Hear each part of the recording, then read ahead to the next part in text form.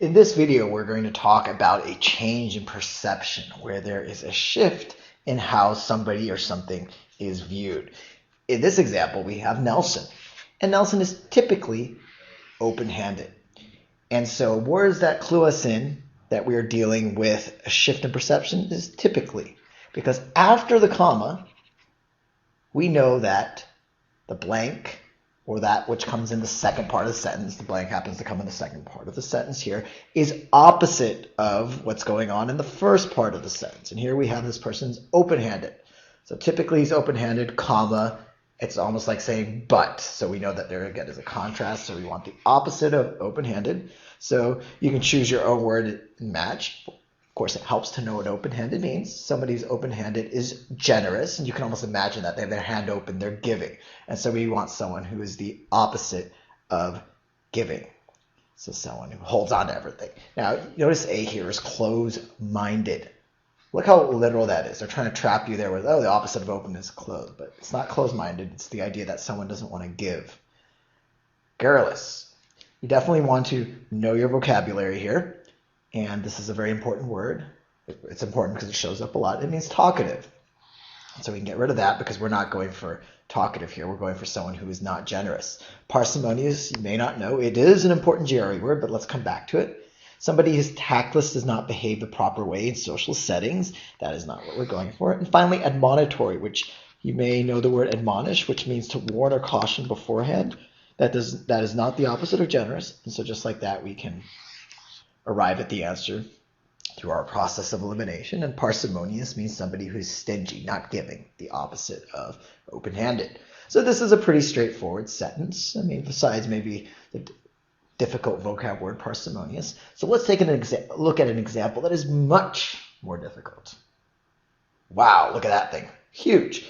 But if you remember what we've learned in other videos, you want to cut through the noise, break down the sentence, simplify it.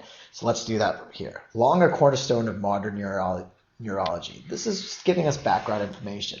What follows is important here. The idea the brain is fixed has not only been challenged. And if you read on, it says, but has been convincingly refuted. So the idea that the brain is fixed is no longer something people believe in. So people believe that the brain is opposite of fixed. So again, notice that change in perception there. So opposite of fixed is changing. The brain is changing, not fixed. That's the current view. Notice that I glossed over this or totally ignored this because, again, this is just background information into how it was refuted. But the idea here is today, brain is not seen as fixed, but as changing. So now continue on here. To assert that the mature brain is anything but blank is tantamount to scientific heresy. So we know it is changing. To say it is anything but changing, and so now we can put our word in here, is equal to, and the word tantamount means equal to scientific heresy.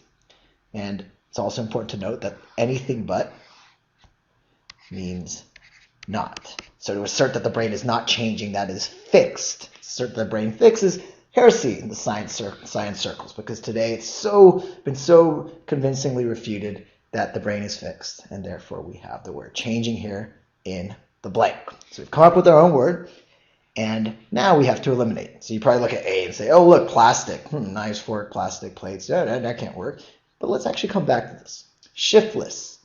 Notice here that, again, we're going for where that's changing. Shift is change. Shiftless actually doesn't even work in this context here.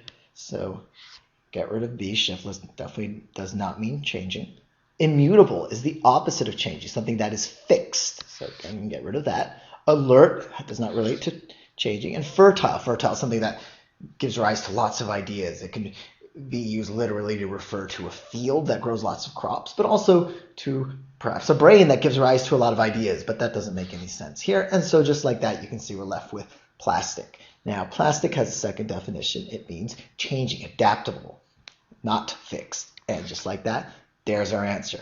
But again, note the shift in perception. If the sentence is long like this one, be able to break it down the way I did, come up with your own word, and you'll notice that sometimes you just take a word in the sentence, such as fixed, and see what happens to fixed. Fixed, well, after that it becomes not fixed, but then it comes back to the very end here, the anything but, it goes back to fixed. So you can kind of see the sentence taking a word, coming up with the opposite, and then flipping it back again. And on the more difficult GRE text completions and sentence equivalence questions, you'll see that double reverse. But key to this video, of course, is to note the shift in perceptions.